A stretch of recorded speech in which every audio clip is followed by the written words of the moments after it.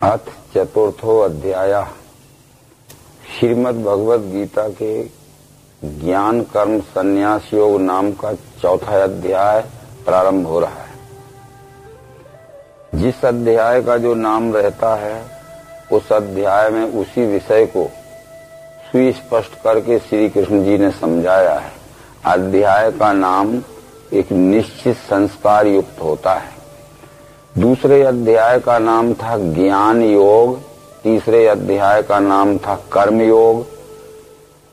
जब ये समझने लगे लोग कि ज्ञान से कर्म का और कर्म से ज्ञान का तादात्म्यता का कोई संबंध नहीं है, इस चौथे अध्याय में ज्ञान कर्म संन्यास योग नाम दिया कि जिसने अपने ज्ञान को कर्म में और कर्म को ज्ञान में एक रूपता में जोड़ दिया है, तो संन्यास यानी फलाशक्ति छोड़कर जो निष्काम भाव से सेवा करता है, यह भी इस अध्याय में समझाया गया है।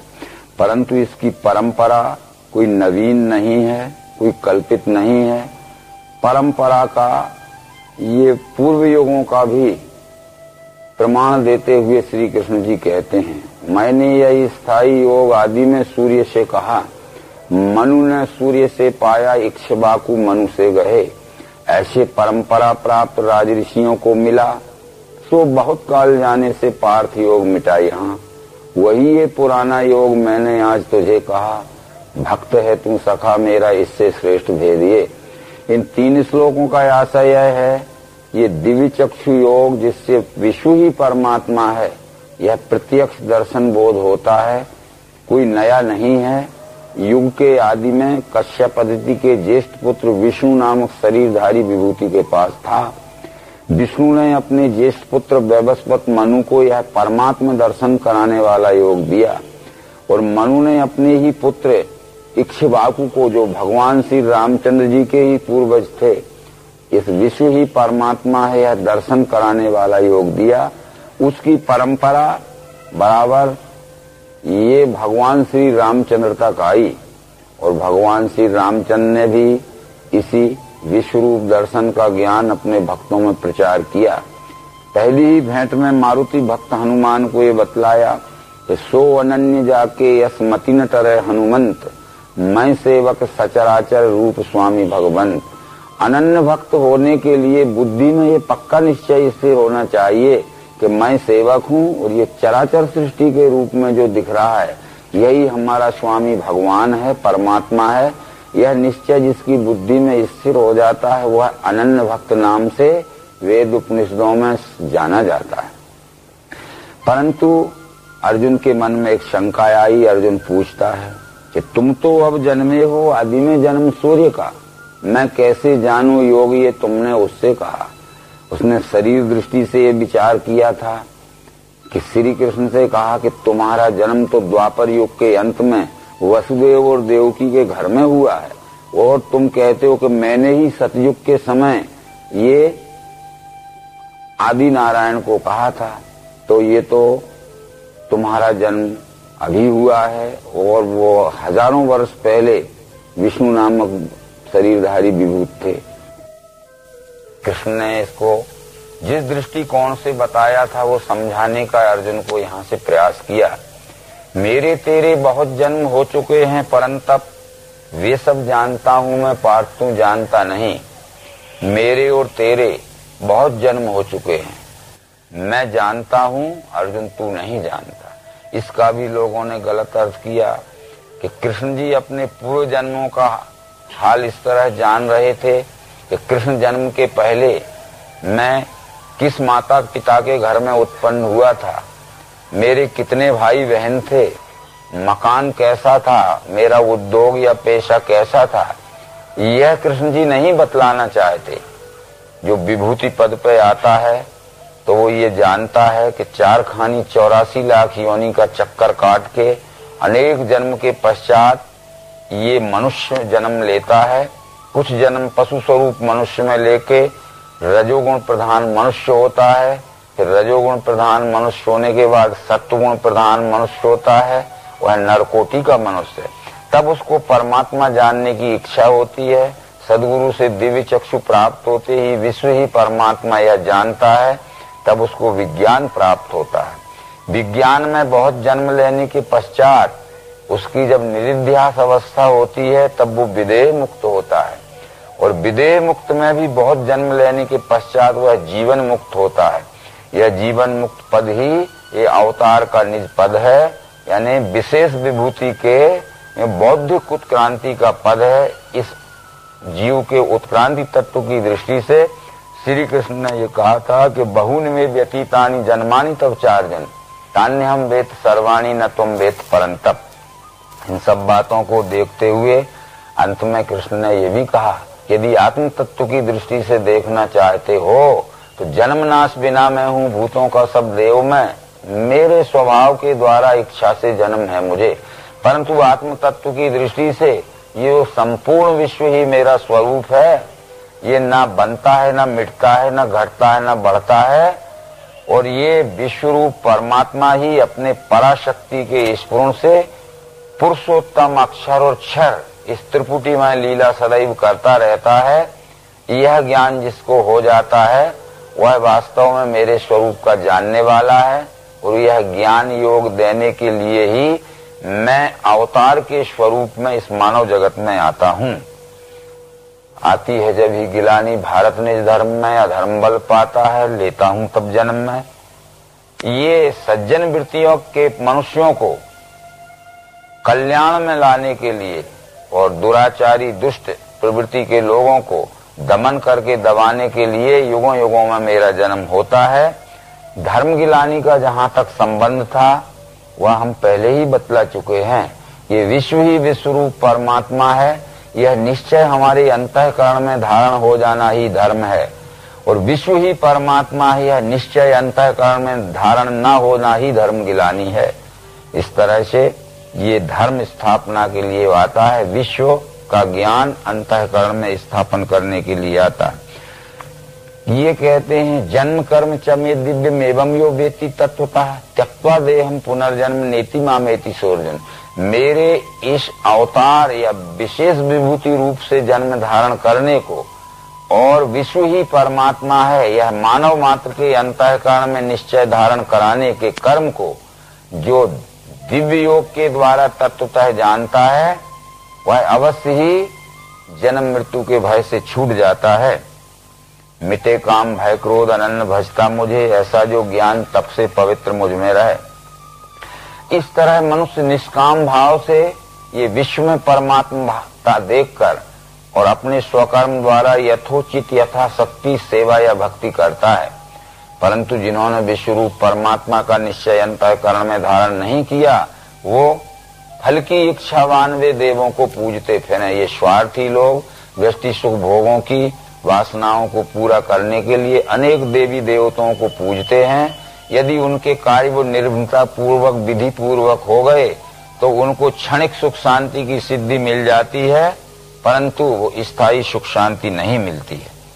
कर्म और अकर्म का भेद बड़े बड़े विद्वान भी नहीं जानते हैं। किम कर्मेति कवियो अप्यत्र मोहिता तत्ते कर्म प्रवक्ष्यामि यज्ञात्वा मोक्षे शुभात्। कृष्ण जी के समय में भी शब्द ज्ञानी बड़े बड़े विद्वान भी ये धर्म कर्म के रहस्य को नहीं जानते थे, इसलिए कृष्ण को ये कहना पड़ा कि मैं वह रहस्य बतलाने के लिए आया हूँ जिससे तू ये माने हुए अंधविश्वास के भ्रम से छूट जाएगा।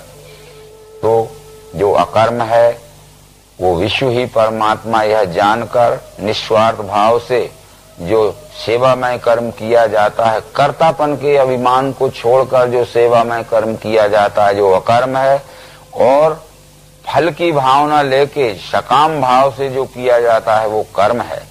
कर्म अकर्म और विकर्म ये केवल फल भावना से इनके अलग अलग अर्थ हो जाते हैं। यदि विकर्म भी हमने निष्काम भाव से किया लोक सेवा के लिए तो वो भी अकर्म हो जाता है, और स्वाभाविक कर्म भी सकाम भाव से किया तो वो भी कर्म और विकर्म हो जाता है। इसलिए कहा कि यस सर्वे समारंभा काम संकल्प बरिता ज्ञान अग्नि दग्ध कर्माणम तमाहु पंडितम बुधा। सब कर्म जिसके होवे फलिच्छा त्याग वृत्ति से ज्ञान अग्नि दग्ध कर्मी ये पंडित ज्ञानी उसे कहें।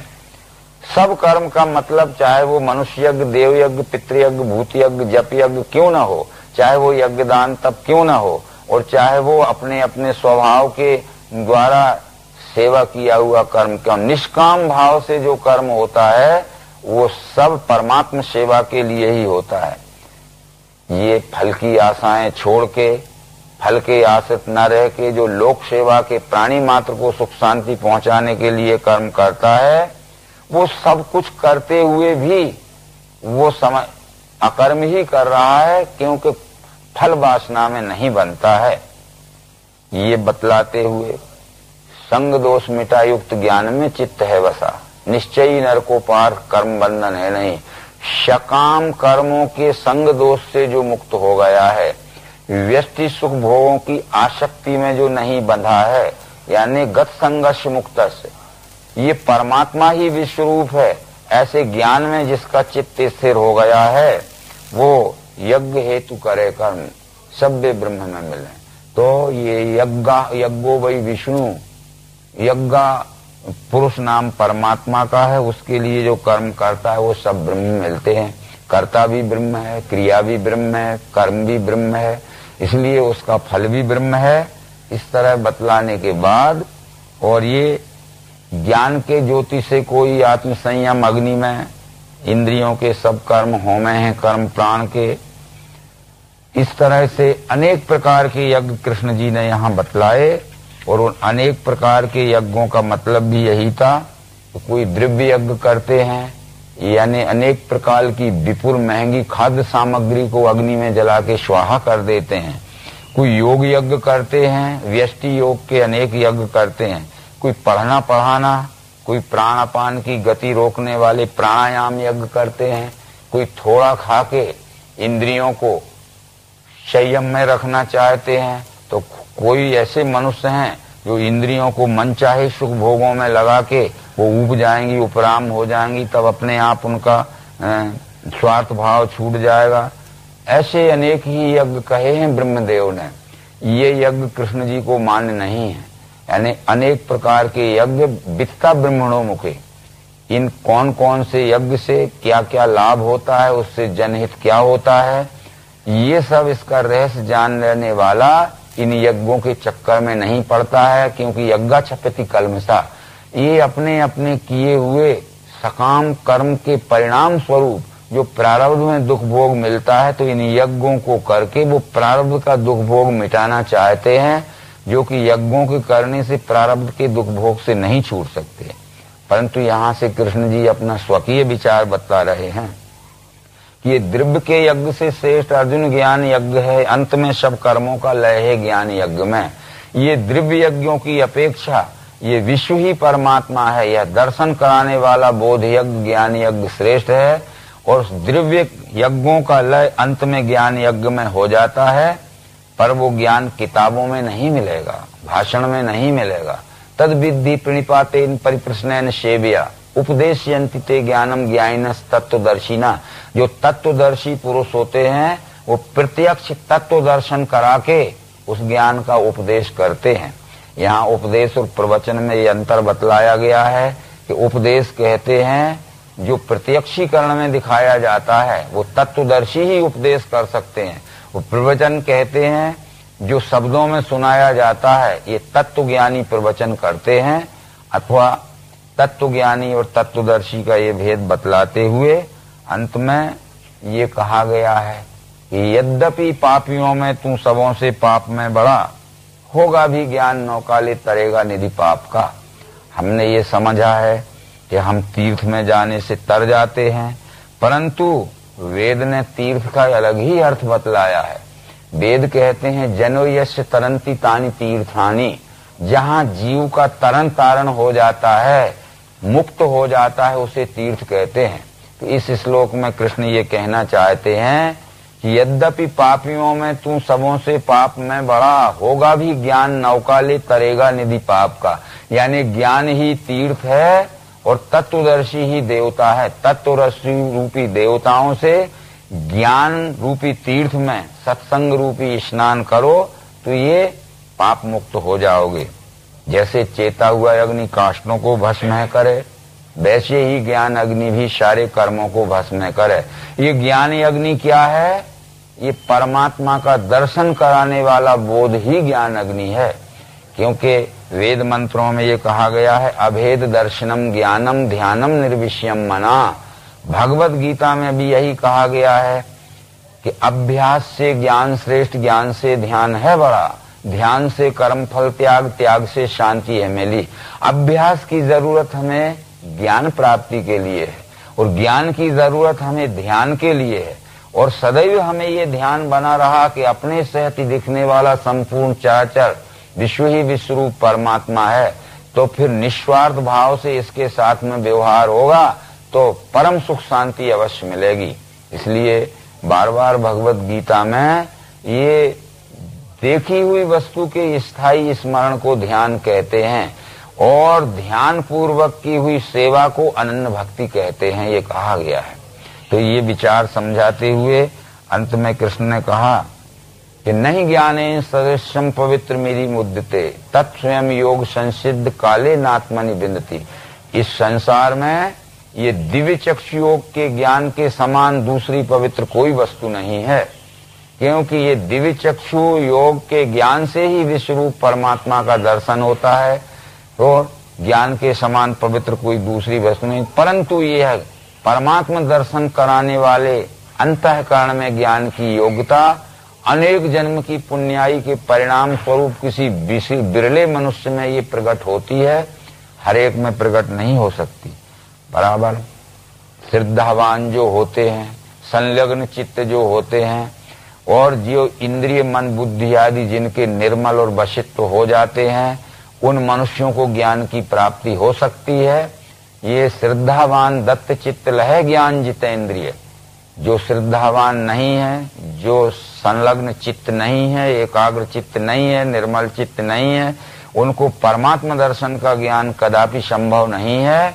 और जब तक परमात्मा दर्शन न होगा तो स्थायी सुख शांति नहीं मिलेगी। ये बतलाने के बाद ही अज्ञानीहीन श्रद्धा से संशयी नाश में मिले। जो अज्ञानी रहते हैं, जो श्रद्धा रहित रहते हैं और जिनके चित्त में निर्मलता नहीं रहती है, ऐसे संशय और विपर्य में पड़े हुए लोग ये विश्व में परमात्मा स्वरूप का अनुभव नहीं कर पाते हैं। इसलिए प्रत्यक्ष विश्वरूप परमात्मा के साथ उनका दुष्टाचार का, दुराचार का दुर्व्यवहार होता है और जो वास्तव में कल्पना है, निराभिर्म है, उसको परमात्मा जान के अनेक प्रकार की पूजा पाठ करते हैं।